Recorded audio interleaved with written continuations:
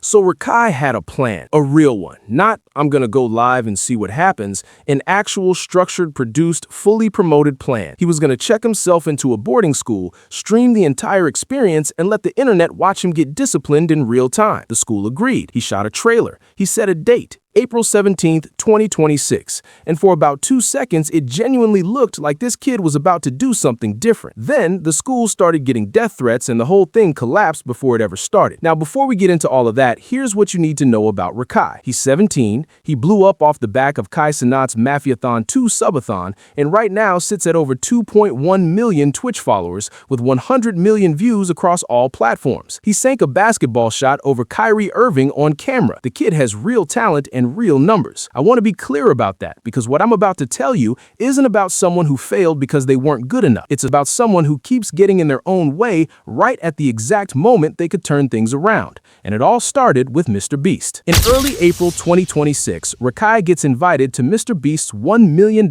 Streamer Box Challenge. 50 creators, $1 million. The biggest creator event of the year. And Rakai goes in with a strategy. Be the villain. Use people as human shields, taunt eliminated players, do whatever it takes to stay in the game and get screen time doing it. And honestly, as a strategy, it worked. So listen, me coming in that challenge, I'm not there to make no friends. Let's start there. No friends. I'm not there to make no friends. I'm not being friendly with nobody. How are you doing, pal? Oh my, bro, dude, man, how are you doing, dude? No, I'm there to win $1 million for my community 25 eggs.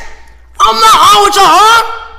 I'm not there to, bro, let's make a TikTok, dude. Bro, I'm just here to be here, bro. No, bitch. The fuck is talk? What the problem, gang? I'm not there to be doing any of that. I'm there straight. He made it to the final 3, but here's where it stops being strategy and starts being something else entirely. When he eliminated El Rubios, one of the most beloved YouTubers in the Spanish-speaking world, a man from Spain, not from Mexico, not from anywhere in Latin America, from Spain, Rakai told him to go back to Mexico. On camera, in front of everyone, like it was nothing. El Rubios addressed it himself, called it a bit racist, said Rakai just assumed every Spanish-speaking person on Earth came from the same place and collapsed an entire continent of cultures into one category, which is exactly as bad as it sounds. Mind that Rakai is a person who thought I was from Mexico because he made a comment a bit racist, I must say, like go back to Mexico, something like that, in a way. Something like that he said, and I was like, okay, fine. Guys, finally, I am Mexican. He said something like that. I don't remember what he said. I mean, I think he said it during the live stream. And look, I'm gonna give my honest opinion here. I don't think Rakai said it to be deliberately hate. I think he said it because he genuinely didn't know, which in some ways is worse, because ignorance at that scale, on that platform, in front of that many people, still does damage whether you meant it or not. El Rubios, to his credit, handled it with more grace than most people would. He went online, told his side, and then had to come back out to publicly ask his own fan base to calm down and stop going after Rakai. Think about that. The man who got insulted had to protect the person who insulted him. And even after that, the threats kept coming. Now, this is the part of the story where the boarding school comes in. And I need you to understand the full context of why this idea existed in the first place, because without it, none of what happens next makes any sense. There is a viral clip titled "Rakai Speaks 0 Languages." And before you think it's just people being cruel online, watch it. It's not about an accent. It's not about the way he sounds. It's about sentence structure, mispronounced basic words, and genuinely unclear communication that made people stop and say, wait, is this kid okay? And when you put that clip next to the reading videos, the geography moment, the ethnicity clip where he spent 30 seconds trying to remember the word ethnicity on camera, it stops being isolated moments and starts being a pattern, a real one. But that's it. And look how look. Yo, run that by me again, bro. Yo, is he the first human being that speaks 0 languages, bro? Like, bro, I gave you a chance. I slowed it down and made sure that I heard you properly, and it turns out You need to be on that Kai ABC mouse plan, because whatever you got going on, bro, you can't communicate to save your life, gang. Wait, I'm saying it wrong. What's your what's it called? Oh, ethnicity. What does that mean? Wait, Chad, what's it called? How you say that right there? Ethnicity? Ethnicity. Yeah, my bad. Ethnicity. Like Caucasian? Oh, you're Caucasian. Yeah. Oh, okay.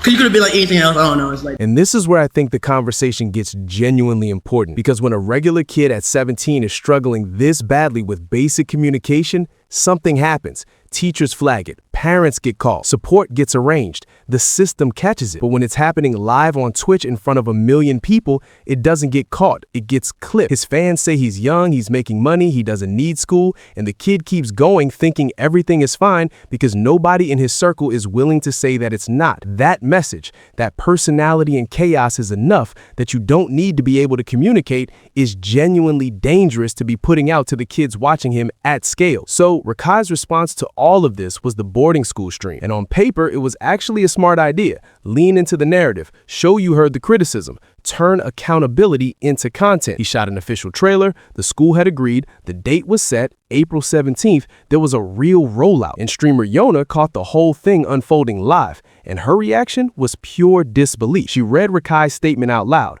the part about the school pulling out because of death threats, and just went, that reaction is the internet in a nutshell. Half shocked that a school full of actual children got dragged into this, half genuinely rooting for the kid to find a way to make it work anyway. Because of a challenge?